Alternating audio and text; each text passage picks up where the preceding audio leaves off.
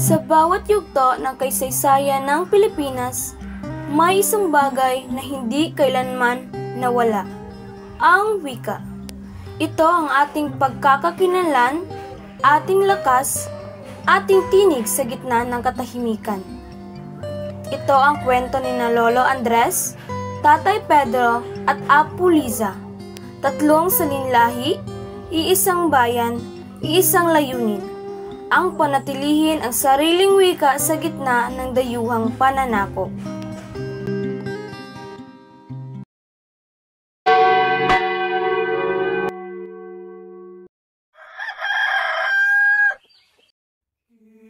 Pedro Iyo, halika rito. Matuto kang magsalita ng Kastila. Iyan ang utos ng Cora. Ang hindi marunong magkastila, hindi makapasok sa simbahan, hindi makakakuha ng respeto. Lolo, bakit po kailangan? Hindi ba't marunong naman tayo magtagalog? Ay apo, yan nga ang problema dito sa ating bayan. Ang sariling wika'y isinantabi. Ang gamit ay ang wika ng mananakop. Ginamit nila ito para tayo mapasunod, para malimot natin kung sino talaga tayo.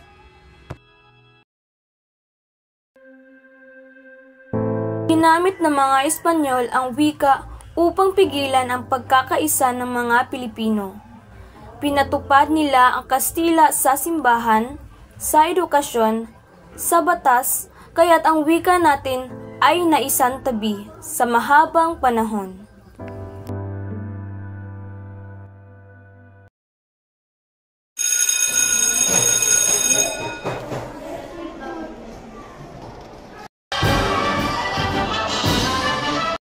Good morning, class. Good morning, Teacher Pedro. Today, we will learn about the American government. Open your books in page 20.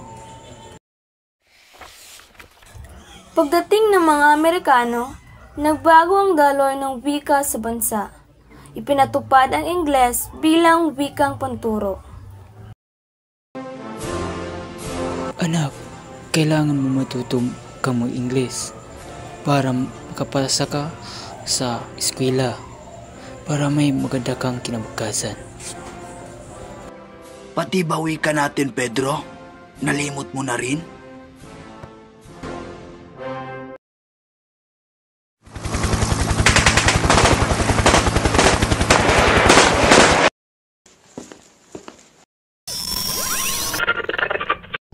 Tagalog ang dapat gamitin.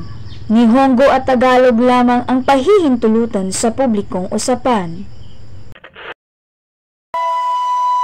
Lolo, bakit biglang Tagalog ang gusto ng mga Hapon? Hindi ba't gusto rin nilang sakupin tayo? Oo, apo. Pero ginamit nila ang Tagalog para ipakitang kaibigan sila. Ngunit, huwag tayong malinlang. Layunin pa rin nilang kontrolin tayo. Kahit sariling wika ang gamit, kung ito'y ginagamit sa panlilinlang, hindi pa rin ito tunay na kalayaan.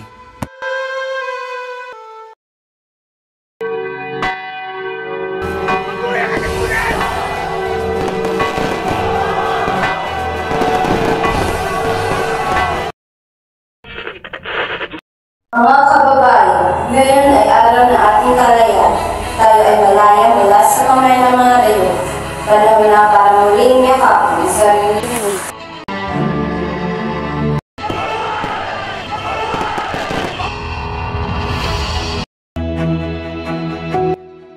Anak, patawad kung pinilit ko ang aking wikang banyaga. Ngayon, alam kung ang ating wika ay hindi dapat ikiiyak. Ito ang ating pagkakilanlan. Tama kayo. Hindi lang ito salita. Ang wika natin ay kasaysayan, kultura at kaluluwa ng ating lahi.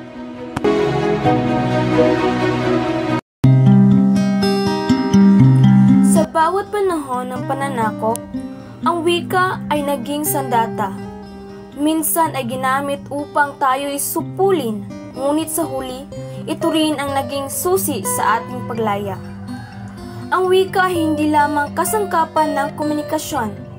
Ito ang ating pagkatao. Kaya't habang may nag-uusap sa sarili nating wika, hindi kailanman tuluyang masasakop ang ating bayan.